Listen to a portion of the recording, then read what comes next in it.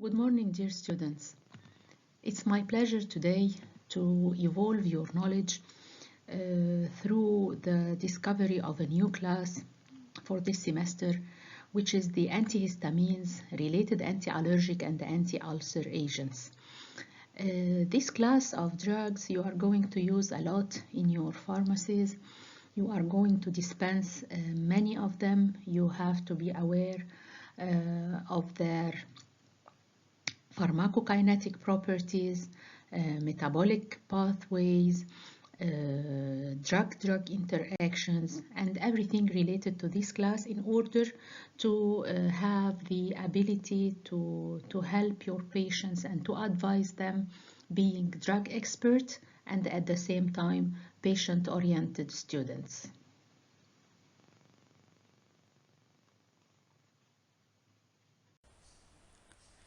As usual, before we start any class of chemical compounds or chemical or medicinal agents, we have to understand and deeply tackle the endogenous substance related to this class. So it's our first mission to explore the histamine structure. As we can see, that histamine structure is an ethylamine derivative that bears on its beta carbon an imidazole ring. So we have an imidazole ethylamine structure. Histamine is located in many tissues, present reserved in specific reservoirs where upon stimulation, upon traumatic stress, upon allergenic condition, it starts to be released from its sacs and initiates the immune response. Different tissues are in our bodies full of histamine: lungs, skin, gastrointestinal tract. And once released, histamine has its receptor, that is histamine receptor, where histamine will fit and starts an immunological response. As we all know that histamine is having different subclasses of receptors. Histamine is having histamine receptors that are subclassified into H1, H2, H3, and 4. H1, as we all know, receptors are involved in allergic and inflammatory responses. They are allocated in skin. We can find some allergic responses in skin, in lung, in the conjunctival tissues, many places. The H2 receptors are mainly allocated in stomach, and they are involved in the regulation of gastric acid secretion. Some histamine receptors are present in brain like H3 and H4, and they have regulatory function. They regulate the release and synthesis of histamine. It's important also not only to understand the structure of histamine, but to understand again its conformational isomers, its conformational isomerism. That's to say, it's important to understand well how is a molecule of histamine freely rotating in space and which conformers is preferred for histamine to achieve. Please, I'm asking you to revise your part of stereochemistry that you learned in one of your organic chemistry courses. Initially, we can differentiate two extreme conformers of histamine: the trans conformer and the gauche conformer. We are going to see it, trans and gauche, as for the two different ways to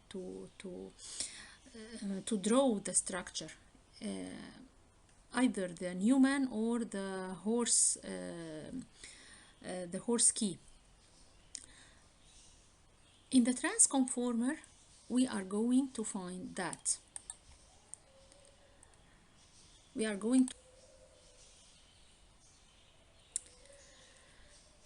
now it's very important to understand, is the trans and gauge conformers affect the way histamine fits its receptor? Yes, of course. But we have to understand that the transconformer having the amino far away from the imidazole is the unfavored conformation for both H1 and H2 receptors. How they reached this info? They found that the methylhistamine having the methyl group on the imidazole ring at the 4th position is purely an H2 selective agonist. It is not fully extended because of the steric hindrance of the amino of the methyl, while it is still keeping the trans conformation. On the other hand, the presence of a methyl function here, as we can see, either on the alpha carbon or its presence on the beta carbon will precipitate an. Again, it's not only sufficient to understand the structure or to understand the conformational isomerism or the isomerism of the structure. It's again important and fundamental to understand the synthesis of histamine inside the body. We have to know its precursor, that is histidine. Histidine, as you can see, is one of the amino acids that is readily subjected to decarboxylation to produce histamine.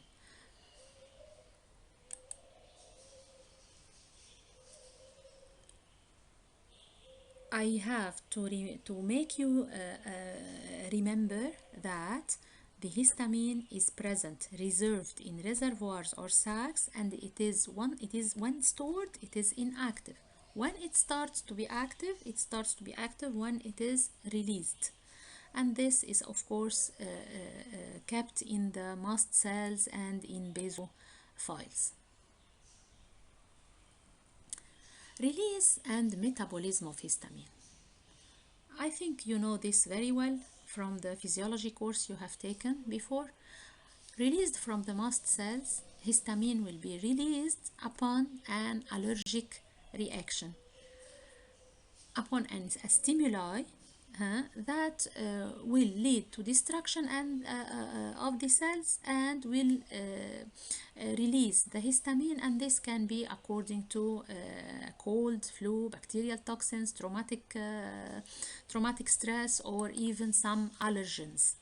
Histamine is also, as we discussed before, it is present reserved in the gastric mucosa, and when it is released, it has its H2 receptors, where histamine once fits H2 receptors will precipitate the release of gastrin and acetylcholine. Gastrin definitely will increase the HCl secretion.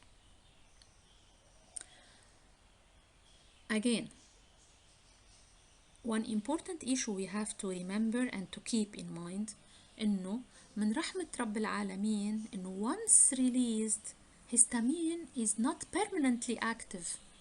It is rapidly metabolized. Why? To stop its effect. Otherwise, the body will be under the influence of histamine all over the time, which is a painful condition. Its pathway for metabolism are mainly two, imma by N-methylation or oxidation. Now it's time to classify the antihistamines, and please keep in mind we have two main classes of antihistamines. Those antihistamines that prevent the release of histamine from its reservoirs, and there is a major second class that is drugs inhibiting the activity of released histamines. So we can repeat, imma antihistamines that are inhibiting the release of histamine, or histamine inhibitors or histamine blockers, histamine receptor blockers that will prevent fitting of histamine to its receptor. From this stage, we can reclassify or subclassify histamine as H1 antagonists or H2 antagonists. And again, chronologically and chemically, we can find first generation H1 antagonists that include 5 main chemical classes that are very important, and they represent the base for the second generation. يعني first generation H1 antagonists can be chemically classified. How are going inhibitors of histamine release to act? Their mechanism of action is simply by stabilizing the mast cells, preventing the degranulation and the release of histamines. So histamine will not be released from its reservoirs as long as the mast cell is integer.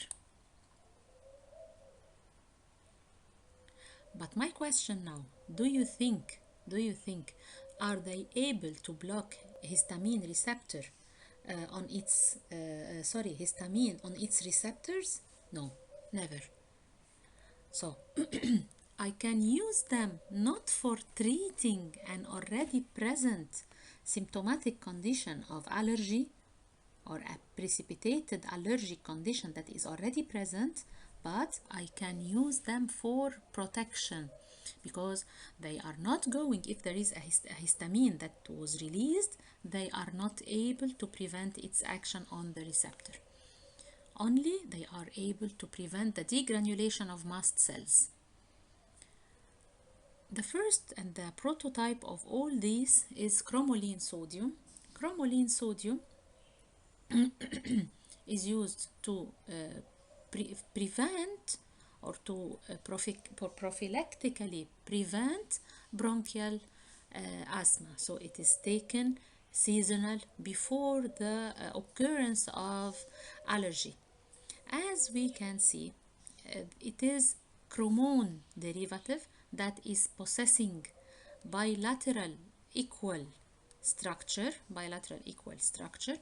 Of which type is that? Which chromone type is that? How can we classify chromones? From the oxygen, we can start alpha. From the oxygen in the furano, in the oxine, we can start. So here will be the coming to histamine H1 receptor antagonists, those derivatives that are able to inhibit the activity of the released histamine. They are able to fit to the receptor, to the H1 receptor, and occupying it firmly. They have higher affinity from histamine.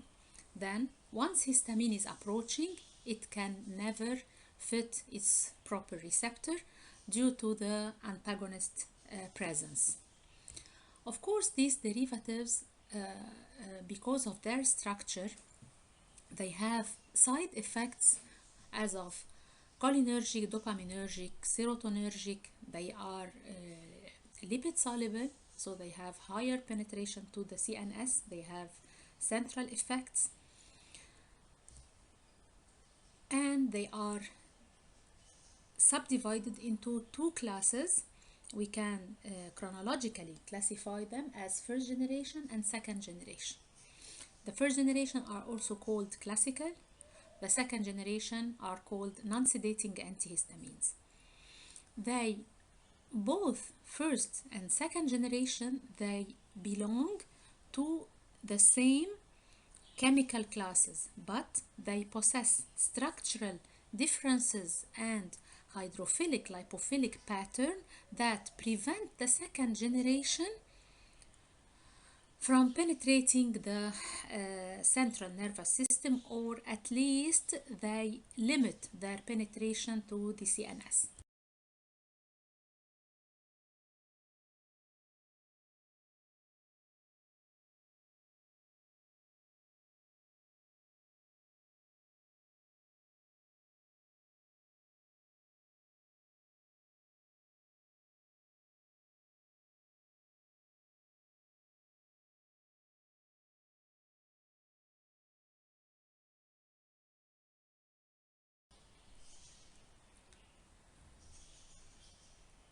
How can we recognize a structure that is H1 antagonist regarding its different pharmacophores?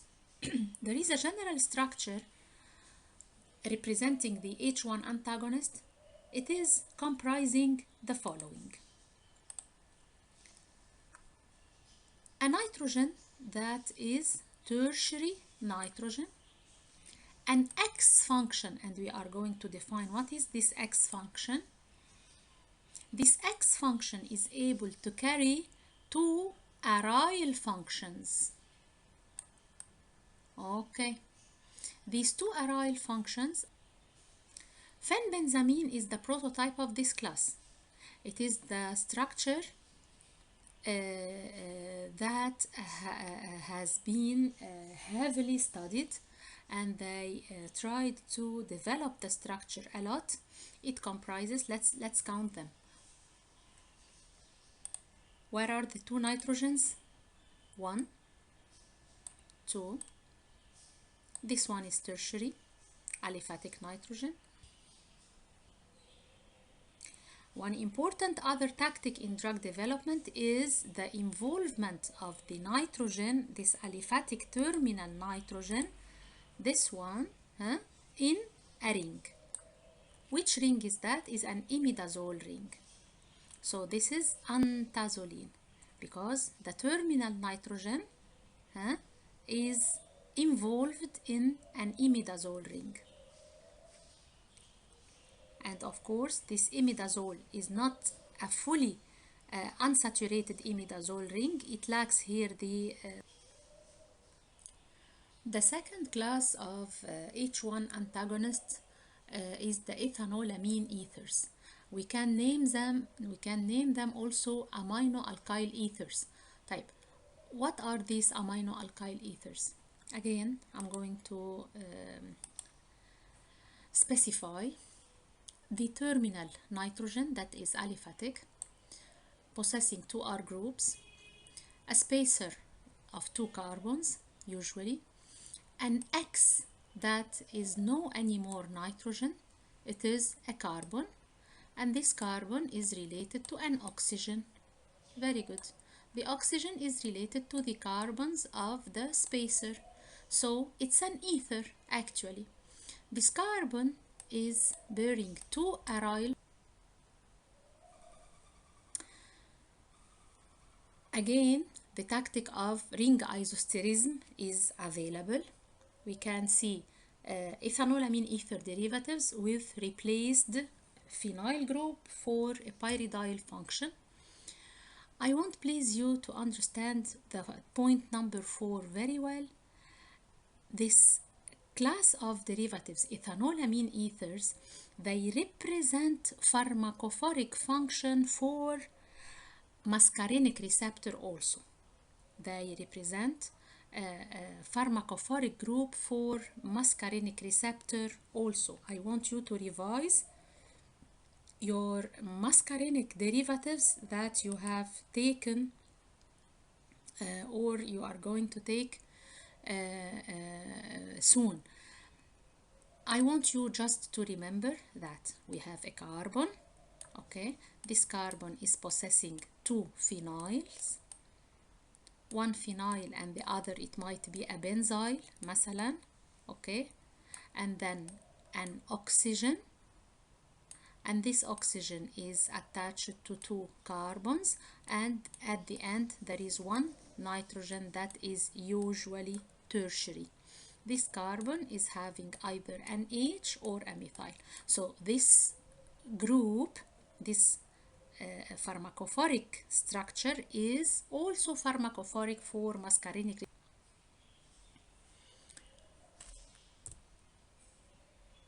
How to limit or to selectively limit the activity for its antihistaminic or its anticholinergic.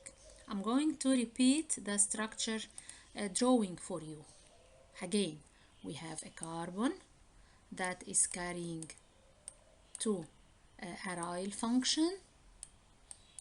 Okay, here is AR1 and AR2. We have the oxygen, we have the hydrogen, and what we have else? We have two carbon spacer and then a terminal nitrogen, right? If the AR, coming to the metabolism of diphenhydramine, it's normal and expected. The first step is by N-demethylation. So we are going to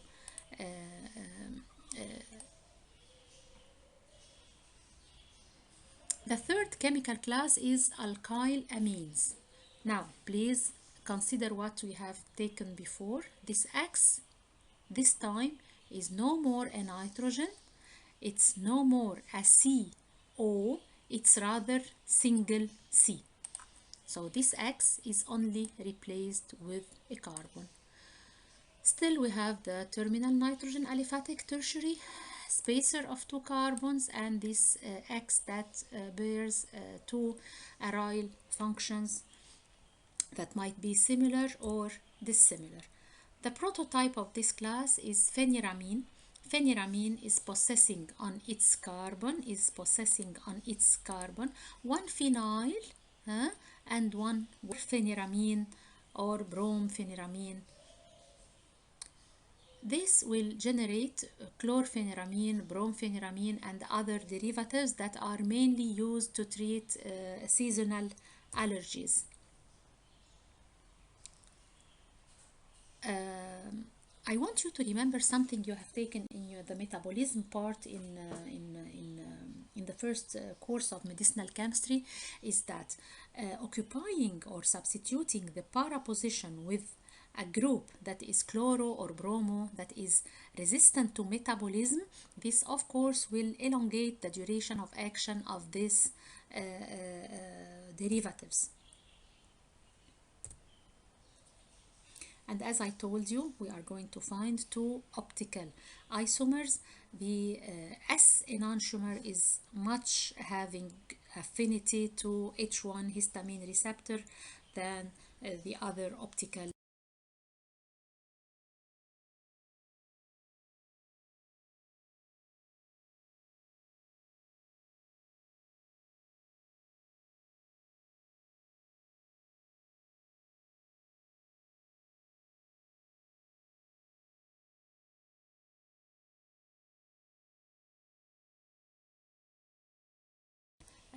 Derivative. Here, please have a look on this structure. This structure. Coming to the fourth class, which is piperazines class. Piperazine class is related actually to ethylene diamine. How is this going to be shown? Please have a look here. If we are going to consider this nitrogen 1, 2, and the nitrogen, so we have an ethylene diamine. We have an ethylene diamine if we consider this bridge. The second bridge has generated the piperazine. The fifth class, which is tricyclic H1 antihistamine, please have a look on it. We are still discussing the same concept. We have an X function. This X function is away from the nitrogen, that is tertiary aliphatic amine with a spacer. This spacer is usually 2 to 3 carbons. Okay, as we can see here, we have a Y function. What is this Y? This Y might be a sulfur, or we are going to discuss it later in the coming slides. When it is sulfur, so this is phenol. Promethazine is the prototype of this class. Can we remember the pharmacophoric groups? Yalla. Together, starting with the X. The X is a nitrogen. The spacer, 1, 2. Terminal nitrogen, aliphatic basic. Tertiary, very good. Branched. Position number 2 is unoccupied, free. There is nothing here. The Y is represented by a sulfur, which represents the phenothiazine class.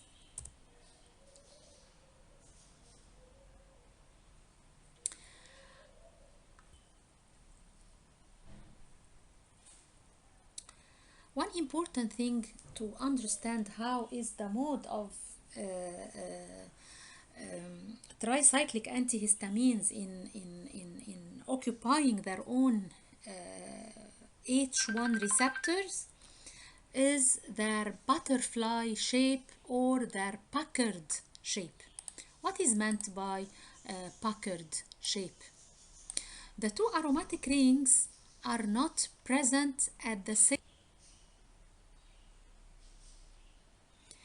I told you before that second generation H1 antagonists are chemically related to H1, derivative, classical type, but they have three main differences. They have limited lipophilicity, this is number one. They are amphoteric in nature, that's why they are not penetrating blood-brain barrier. They sell themselves or their metabolic products. Again, number one, they have a higher pattern of hydrophilicity, and which in favors this hydrophilicity is their amphoteric nature. This amphoteric nature prevents them from penetrating CNS. Either themselves are amphoteric or their major metabolites are amphoteric.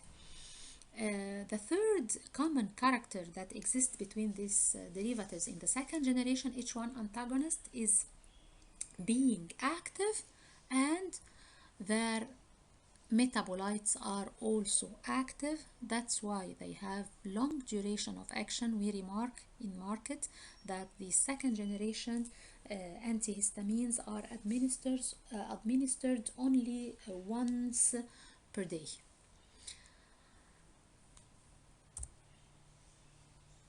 Again, they have less potential of side effects from the serotonergic receptor point of view, and we are going to analyze their structure.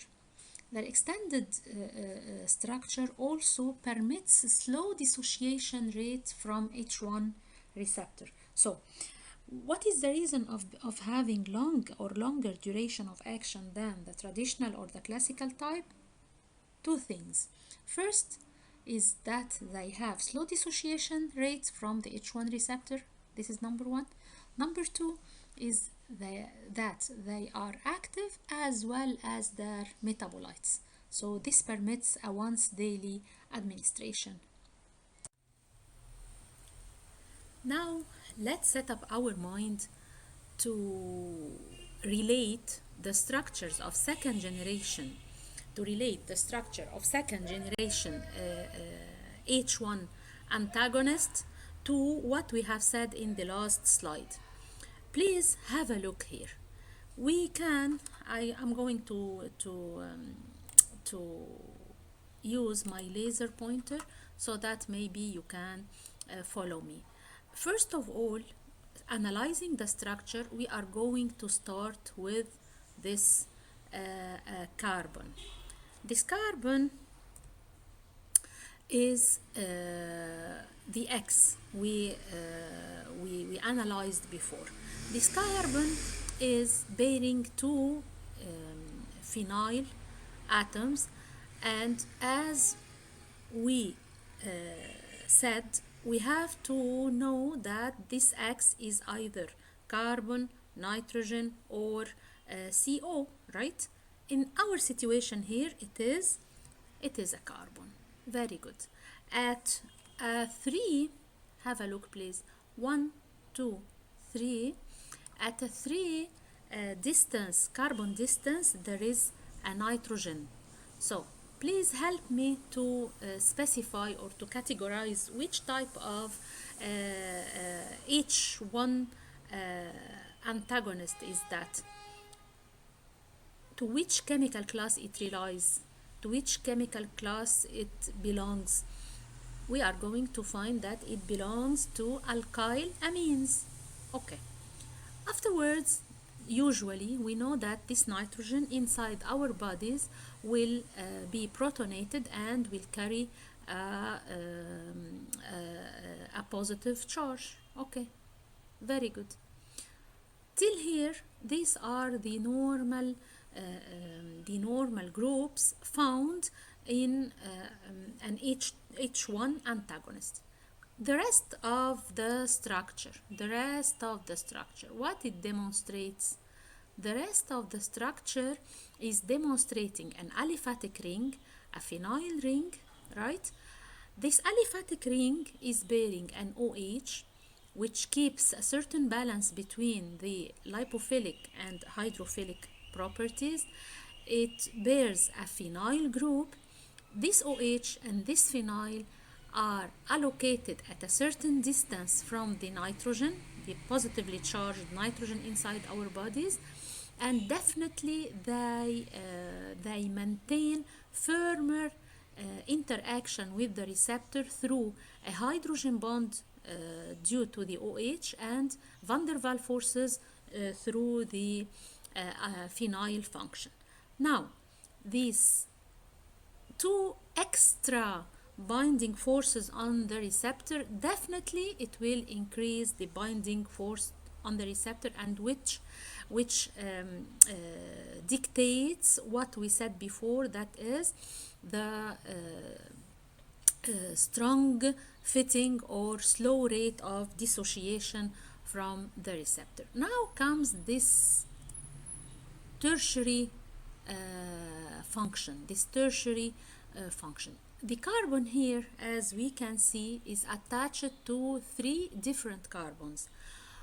One of them will be the first step in an oxidative metabolic process leading to the carboxylic group. As before, you have you have learned in metabolism or the metabolic pathway that a carbon is susceptible to be hydroxylated, and further this hydroxyl group, being an alcoholic function, will be oxidized to an aldehydic function and further to a carboxylate. This carboxylate is definitely inside the body, will be carrying a negative charge. And here comes the amphotericity. Why?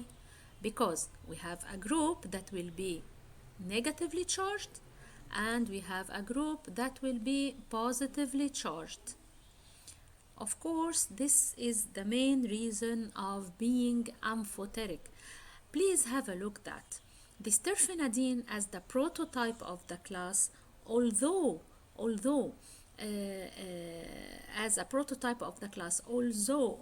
itself is having no amphoteric properties, but its metabolic product is amphoteric. Please, I want you to know that this prototype has been withdrawn from the US market because of its life-threatening arrhythmias, and it has been replaced by its fexofenadine derivative, that is its carboxylated form. So fexofenadine is already an amphoteric drug that is safer concerning the arrhythmias, and it represents the typical nature of second generation H1 antagonist.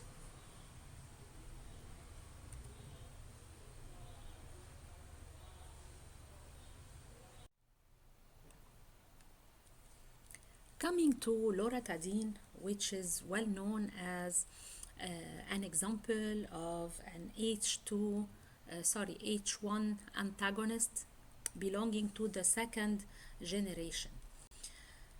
Loratadine is one of the fewer examples that lacks the amphoteric properties either for its drug or its metabolites. It is chemically a tricyclic structure. It is chemically a tricyclic structure having benzene, pyridine, and benzoheptane or even benzoheptene core. Loratadine is believed to possess a neutral carbamate, so its amphoteric properties are limited. It is not an amphoteric compound, and it is not penetrating blood-brain barrier. Loratadine is lacking this amphoteric structure, and it is not able to penetrate blood-brain barrier, and I want you to have a look in our textbook to understand why it is not penetrating. It's a very important point. Please try to find it, and I'm ready for your questions. Coming to the metabolism of loratadine, we can realize here that according to the activity of cytochrome P, it is converted to an NH derivative, losing its carbamate group. And this is desloratadine, and both of them are being active as antihistamines. So it shares the property of being active itself and its metabolite, while it lacks the amphoteric property, and it is prevented from penetrating blood-brain barrier, although lacking the amphoteric. Cetirizine is an important derivative. It is typically amphoteric. Please, let's help each other to identify to which group it belongs to. Please have a look here. We have a nitrogen, another nitrogen involved in a ring. I think you can now specify to which group it is belonging. And at the same time, this nitrogen is positively charged in the body, and this carboxylate will be negatively charged in the body, so it is a Zwitter ionic structure. It is a Zwitter ionic structure, and this Zwitter ionic structure is not permitting it to penetrate to CNS, and having a long duration of action. It is readily used as once daily dosing.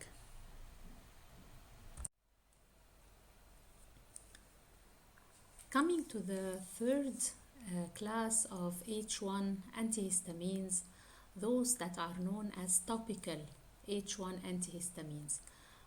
Topical here is related to their application mainly to the conjunctiva to treat congestion or relieving itching, specifically ocular.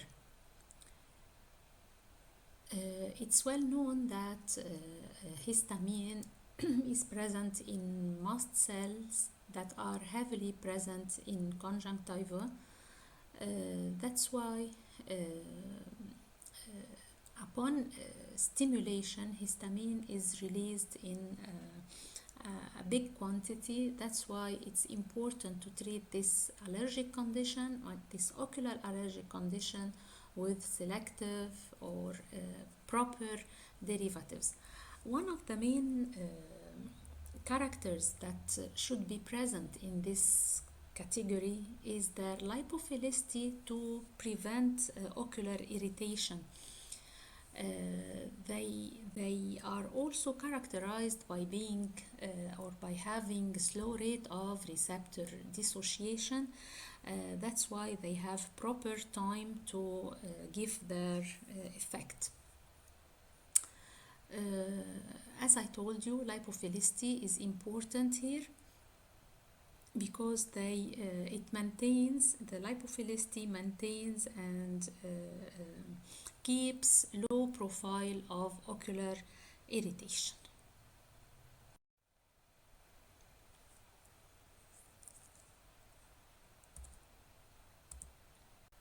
Ketotifen is one of the important structures that is used for ocular medication. It is related to tricyclic antihistamines. It is used locally, and we can recognize here the presence of ring isosterism, where the third fused ring is a thiophan rather than a benzene ring.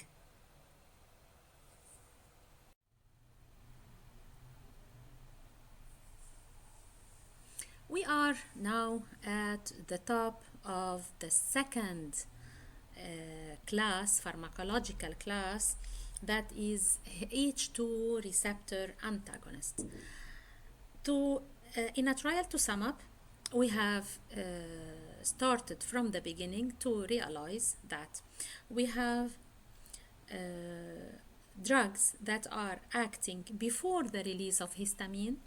Those we called histamine preventers or mast cell stabilizers. The second class was tackling those acting as antagonists. Acting as antagonist is either on H1 receptor or H2 receptor. H1 receptor, we have taken three main classes. We have taken first generation, second generation, and topical type.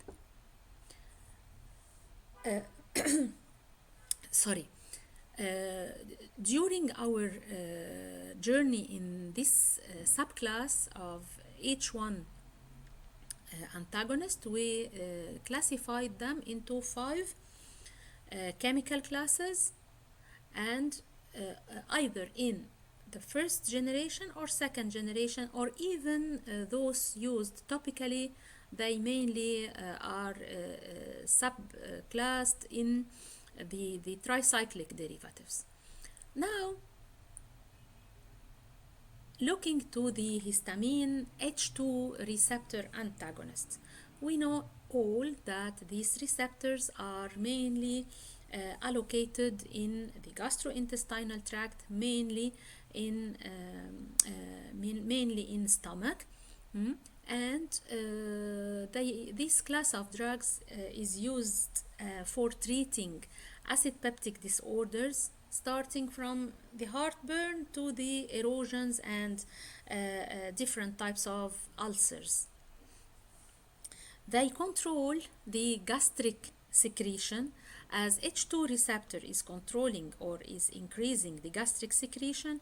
Definitely H2 antagonist will reduce the gastric acid secretion. The prototype of this class is cimetidine.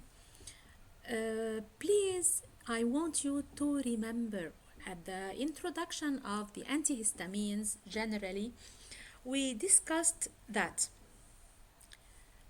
the presence of an alpha methyl function on the imidazole ring, the presence of an methyl function on the imidazole ring directed the activity of histamine to be an H2 antagonist. So I want you to analyze the structure, please. We are going to find that we have nitrogen, this is number 1, 2, 3, the second nitrogen of the imidazole ring, and we have what here? A methyl function. Okay. What we have in addition, we have an aliphatic chain composed of 4 atoms including a sulfur. At the extremity, at the terminal part, we have a large nitrogen content group. This is the composition of cimetidine. Of course, this is a guanidine moiety possessing a cyano function. So, prototype being cimetidine is expressing the fundamental groups of all H2 receptor antagonists. Let's remember them again. Methyl function at position number 4, an aliphatic tail composed of 4 atoms including a sulfur at position number 2, an a guanidino function carrying a cyano function, and please remember that guanidine is a non-basic unit. It won't be protonated in physiological pH.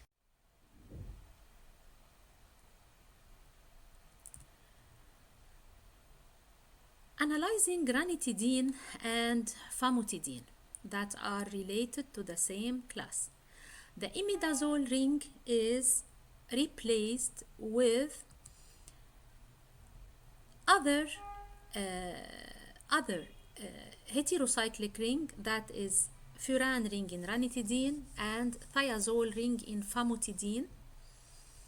So replacing the imidazole ring maintained the activity. We cannot stick to, we are not obliged to stick to the imidazole ring. Okay, at the same time, the aliphatic tail is present containing the sulfur. A large nitrogen content function is allocated on the carbon number 4, either in famotidine or in ranitidine. A group, as we can see it in famotidine, it's another guanidino function, and in ranitidine it is a methyl amino function, is replacing the traditional methyl that was present at position number 4 of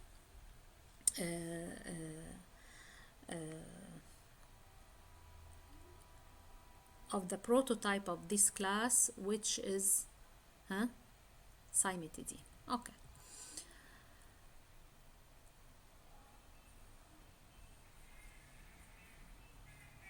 Then,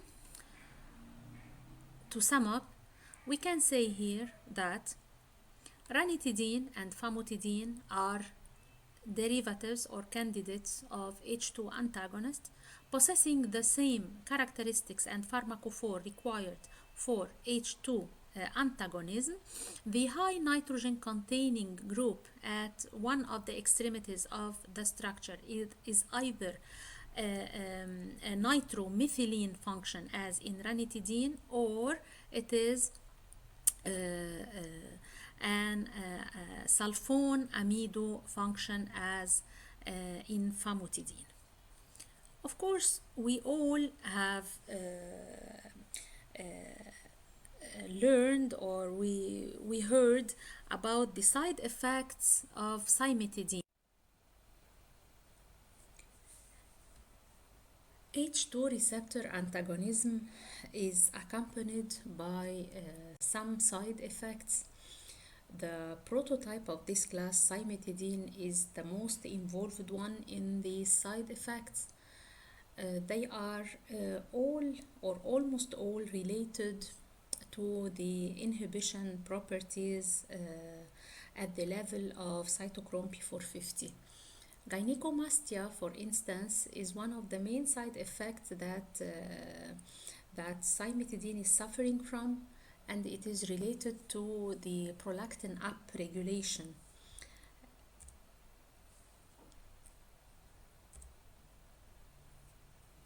Specific care should be given to those that are treated with narrow therapeutic index drugs like theophylline or some of the benzodiazepine derivatives and others, because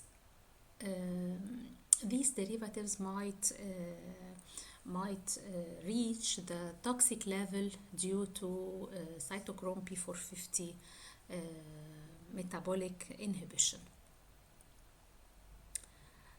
The imidazole ring was the main factor that initiate this cytochrome P450 effect. That's why derivatives lacking the imidazole ring and they are having other heterocyclic rings are less involved.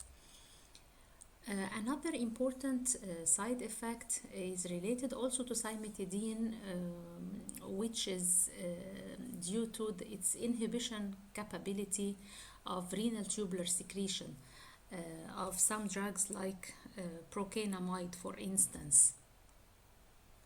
And as I told you, the other derivatives than cimetidine are less proposed to this type of side effect. Please have the time to read these therapeutic uses of H2 antihistamines and have the time to trace them.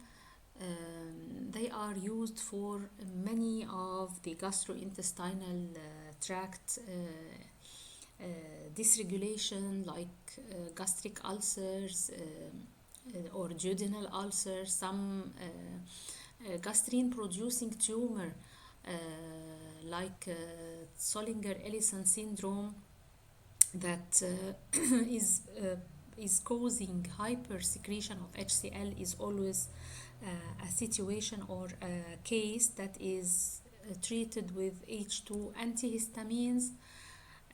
Certainly acute stress ulcer cases, as well as GERD, the gastroesophageal reflux disease. These derivatives are known to be sold as OTC, and they are useful medicinal agents in this condition. And now I want you to exercise yourself to practice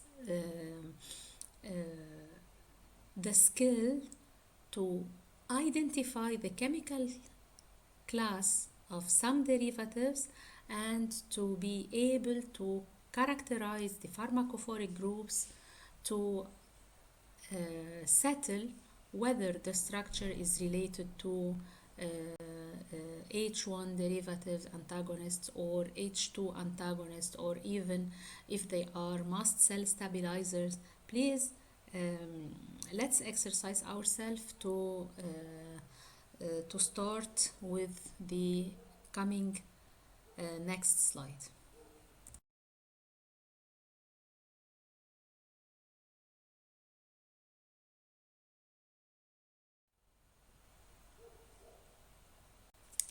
We have here two derivatives. I want you, please, to specify their chemical class, their pharmacological class, their duration of action, even their possible metabolic pathway. You can even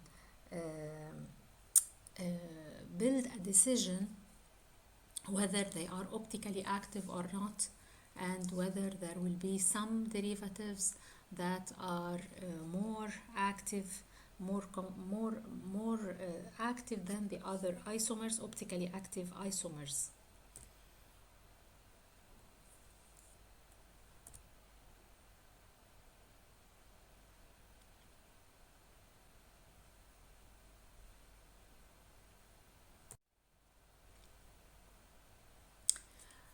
The same goes here to these two derivatives. I want you to remark the geometrical isomerism and its influence on the activity of such derivative like triprolidine, for example.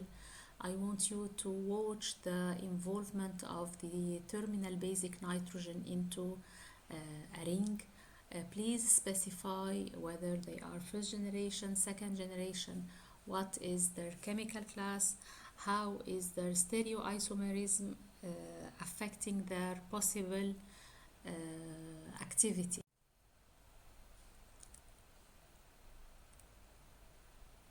Please have a look to these two derivatives, characterize their class, decide whether they are easily penetrable to blood-brain barrier.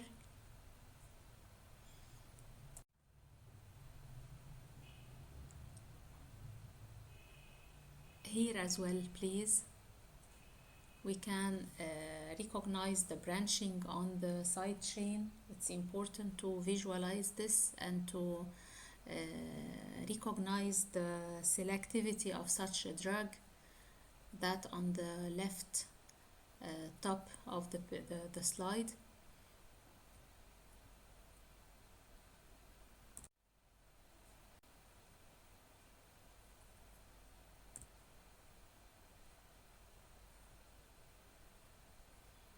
Looking to ebastine, please try to know to which chemical class it belongs.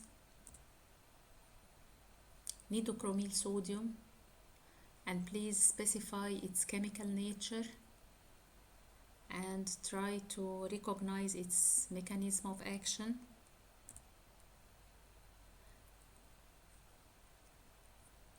The bottom compound here, please allocate its pharmacophoric groups, to which pharmacological class it belongs. Even olopatadine, it's important to trace the form of ring isosterism that is present in the central 7-membered ring, and this imidastine as well. This way, I think you are able, after this lecture, to identify and to characterize the mode of action and the possible stereoisomeries and chemical class of each of the derivatives I showed you. And it's very important, please, to put your notes, and we are going to have a lecture to hear your questions and to answer them. I wish you enjoyed the lecture. I wish you are able to apply your skills you have attained, and till the next lecture. Goodbye.